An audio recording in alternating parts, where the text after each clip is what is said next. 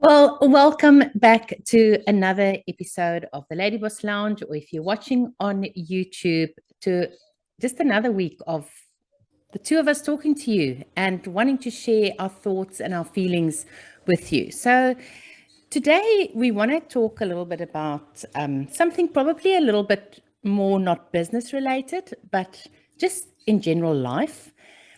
So in the last month or so, two people that we know really well and that we're pretty close to has been diagnosed with some serious medical problems and illnesses. And it really just, I think it just pulls at you and it makes you stop and it makes you really think about, one, what is important in life, and two, how much stuff is there that you actually want to do, or how many things are out there that you still want to do, and you keep on thinking, oh, but I've got lots of time to do it. One day when I'm going to do this, or one day when I'm going to do that. And the reality is I think when something like this happens and you suddenly hear of someone close to you that's got an issue, you suddenly realize that we are all really living on borrowed time. And I think we take a hell of a lot for granted, and we're very arrogant to think that we're going to wake up tomorrow morning. But in saying that, we are actually also procrastinating on the things that we really want to do. So today we're going to talk a little bit about that. So let's dive into this.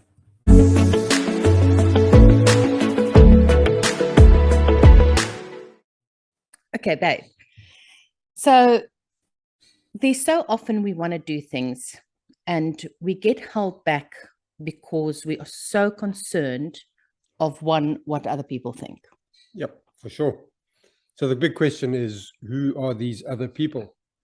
Because you hear people saying all the time, what are they going to think? What are people going to say? I can't do this because people are going to think I'm this, or people are going to think I'm that. Well, who are these people? Yes, I think the first thing is important, because quite often we can build things up in our minds bigger than what they really are. So, one of the first things I'd suggest is name these people. Who are these people that have got so much influence and so much sway over your life? Yeah. I mean, is it somebody really, really close to you and important to you, and it's that important that you follow and believe everything they say and do and they want you to do? Yeah. Or is it just an excuse, a fear that you have, and it's quite easy just to blame it on these other people? So the first thing is name those people, because then you'll know whether you're dealing with fact or fiction. Is it real for you? Fear, yeah. Yeah. Is it real for you, or is it just an imaginary fear, this imaginary being that's there when it's not really true for you? Yeah. I can remember a few years ago, I was always so concerned about going on stage and speaking and training because of my accent. And I had this idea. So, okay, obviously in South Africa, I don't have an accent, but when you're living overseas, I've got a very strong accent. And I always had this belief that people thought that I was either stupid or I'm this immigrant and who am I? And I had all these stories that I made up completely by myself about my accent, until I went to a leadership event and I got confronted with this. And they actually asked the audience, so does it put you off? And it was actually the complete opposite. People loved it. So definitely exactly what you're saying, babe. There's so many times we create these stories in our heads, on why we don't want to do things, or why we don't want to take that step forward, or, why we're holding back on doing the things that we really, really want to do, because of all these stories that we are making up in our mind. And in the background, we are running out of time. Correct.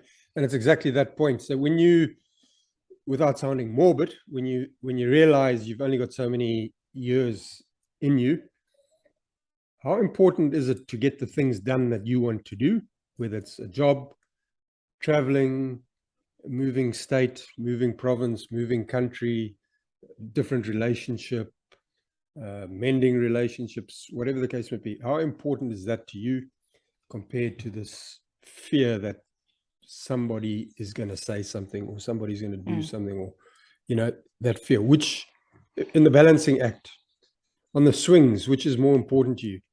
To do what you want to do, to understand that you've only got this one life and you've got to do what you want to do?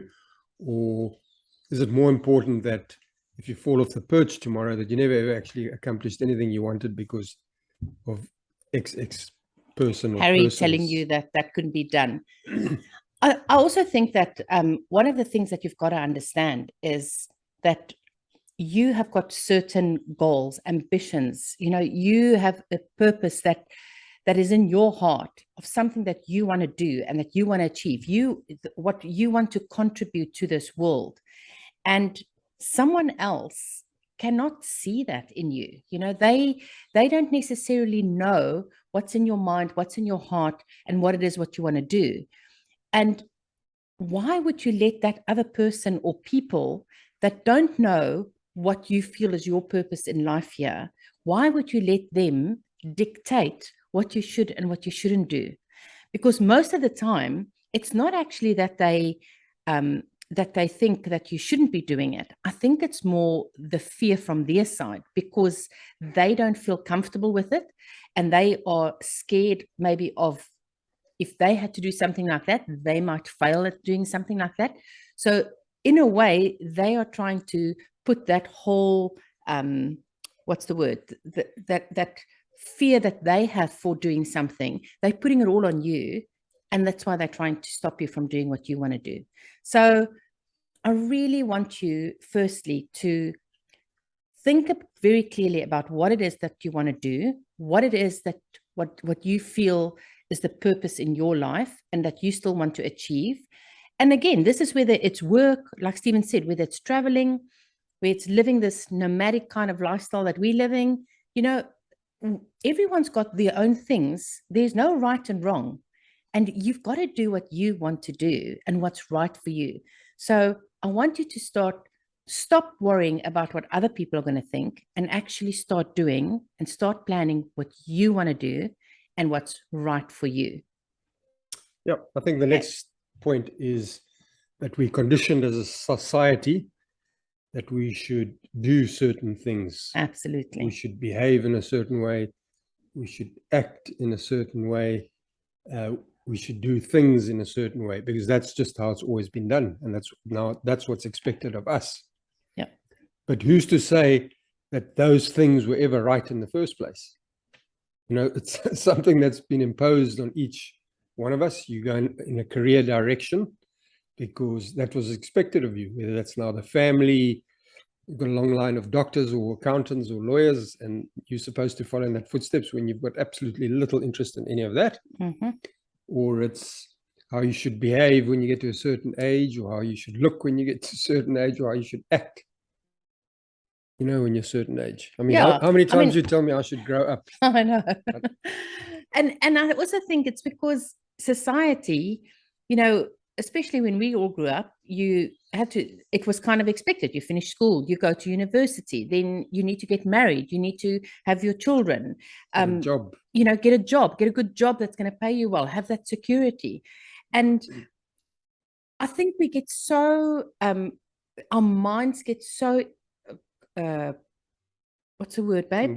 Conditioned around what we should do, that sometimes we start losing our own mind and our own intelligence on, well, no, why should I? You stop questioning certain things. And I think, especially in the world that we are living in today, we need to start questioning every single thing. We need to question the way that things run in the country, in the world, without becoming political. There's a lot of stuff happening right now that doesn't make common sense. And we need to kind of start respecting our own intelligence again, and to start thinking for ourselves again, and not let governments or not let society start telling us what we should and what we shouldn't do, and how you should live your life and how you shouldn't live your life. And I just think it's time that we start using our own intelligence to start making our own decisions again, and decide what is right for you and what is not right for you, and what is it what you want to do.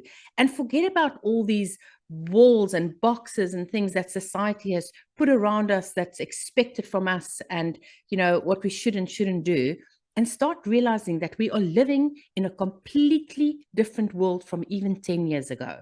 and that things have changed so much. So yeah, I think we just need to start thinking in a different way and realizing that this is not the world that we used to live in.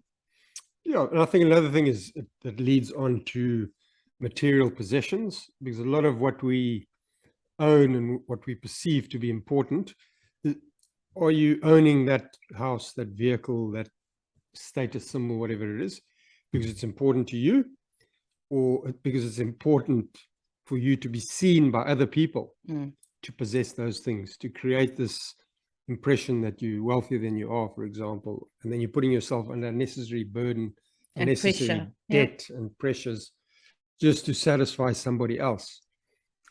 Aren't we better off living a more simplistic life where you treat yourself, basically? Because let me tell you, we've had the material possessions that got taken away from us by a government.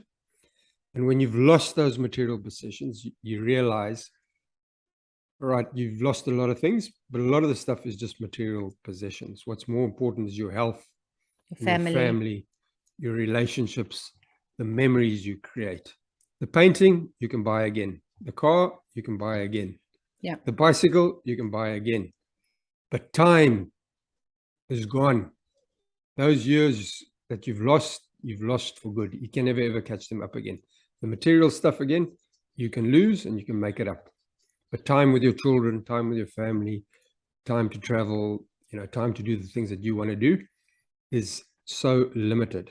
And again, it's come through, the one friend we spoke to now just a few days ago on Saturday, so it's very raw, close, whatever you want to call it, that it makes you stop and think for a while, and you start questioning, what am I doing? What's important? Because normally what happens is we go to a funeral, don't we? And then we say to ourselves after the funeral, well, from tomorrow, I'm going to do this. I'm going to start exercising, or I'm going to start eating healthy, or I'm going to travel more. I'm going to phone my friends every week. And what happens? Life gets in the way within a week or two. And then you just carry on, subconsciously, you just do what you do, to survive, just to get on with life. And that's how it goes. And I think following on that conversation, the reality is, if you think about it, if you lose someone, you think about them for the 2 weeks or the 3 weeks or maybe the 4 weeks after they've passed away, and then life gets in the way and you carry on with life. In 6 months' time, hardly anyone is actually going to think about you, other than maybe your very close loved ones, who's going to go through all the anniversaries of everything and miss you and whatever. But the reality is, the other people, those people that have got so much opinions about what you want to do, they're not even going to remember. 6 months down the line, you are lost. They've carried on with life, and they don't even think about you anymore. So why would you let those people now, while you've got every single opportunity to do the thing that you want to do, why would you let them impact what you want to do? Why would you let them impact your life now if they're not even going to remember you 6 months after you've passed away? So really, it is time to stop, to get clear on what it is that you want, and to take action, to do the thing that you want to do, and not to assume that you've got time. Yep. Because I think we don't have that time. Yeah, and the question is, what's going to be your tipping point? What's going to be your turning point? I mean, this is an individual thing. Maybe you think what we are saying is absolute nonsense, and you just carry on with your life and everything's hunky-dory. That's quite fine. We all got an opinion.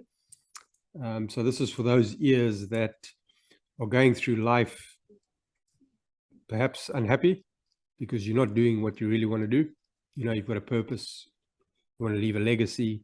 You want to make an impact. You want to impact your communities, whatever the case may be. And what you expected of life is actually not happening right now. So what's it going to be for you? What's your tipping point going to be? I mean, this is a topic of conversation that came out because it's someone close to us, as I say, a few days ago, 3-4 days ago, that this came out. So that's now had an immediate impact on us. Like, should we be doing more? What should we be doing every day of our lives? Should we, should you be running more, swimming more, jumping off a mountain more, whatever the case may be? But something's got to change. Something's got to give, unless you just want to carry on what you're doing. And so often I know people look at us and the first question we get when people hear that, oh no, we actually live in Australia, but we live in South Africa as well. And the first thing they say is, well, what do you do? How can you do this? How's it possible that you can work? And the reality is that we made a decision a very long time ago that this is the type of life that we want. And we went ahead and implemented the steps and implemented the stages to get us to where we are today. I mean, it didn't just happen overnight that we suddenly decided, oh, okay, let's just start a business that we can take anywhere with us. I mean, we always knew that once our children were finished at school, that we wanted to be able to travel and we wanted to be able to spend more time back in Africa. So we didn't quite think it was going to happen the way it did happen. I mean, that just happens, and that's where you pivot and things change. But it was something that we both wanted, and you've got to decide what it is what you want, and then you've got to implement those steps. And you can't keep on making excuses, but you don't understand, I've got to do this, or I've got to do that, or whatever it is, because it's all about starting to implement the steps so that in our case, so that as soon as Liam finished school, that we were in a situation where we could up and go. Like, that's what we wanted. And I'm not saying that anyone else wants that. I mean, I know for a lot of people, you want your scheduled thing and you want to have your home and you only want to stay in one place, and that's absolutely fine. There's nothing wrong with that. But what is there that you want more? So many people, again, they wait until retirement and then they say, one day when we retire, we want to travel the world, or one day when we retire, we're going to, sell our house up and then we want to just get in a 4x4 and go and travel through Africa. And then what happens? So many people get to retirement and within a year they get sick or something happens, and that it never happens. You never live that dream that you always wanted to do. So I think today, we just want to say that time is short and you've got to really, really think about what it is that you want. Not let other people tell you, this is ridiculous, you can't do this, you're crazy.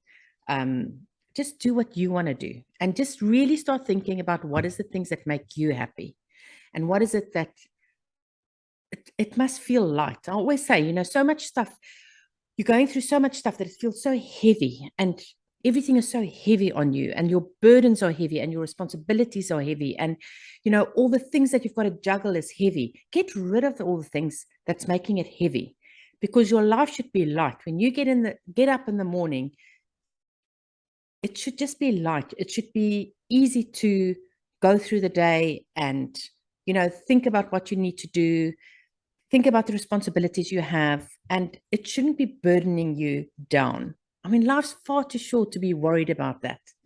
Yeah. So if you want to write a book, write the book. If you want to paint the picture, paint the picture. If you want to go and look after stray cats, go and do that. it. If you want to look after, start a charity, go and do that. If you need to mend relationships, go and sort that out. And if you want to do none of the above, just keep on doing what you're doing. And don't listen to us two crazy people who just wants an easy life. You're all going to end up in a box. Some people have figured out a way to take everything with them. I haven't yet. We all end up in the box. It's just the amount of heartbeats we're going to be blessed with. And those that are suffering right now, and with your health and everything, we send our lots of love. Send our best wishes and prayers and everything. Absolutely. And we hope that miracles do happen. We all believe it in it, and that will happen. Okay, so a little bit of a deep one today, but we hope that you'll take something out of it. In fact, let us know in the comments below. If you're listening on the podcast, send me a DM on Instagram. Let me know, what do you think? Do you agree with us? Do you disagree with us? Let us know in the comments below if you're watching on YouTube. And maybe let me know what is that one thing that you wish you could do, and it's fear, or for whatever reason, something's holding you back from doing it. We would love to hear. Okay, until next week, go out there and make a difference, because there is someone out there right now who's looking for exactly what you have to offer.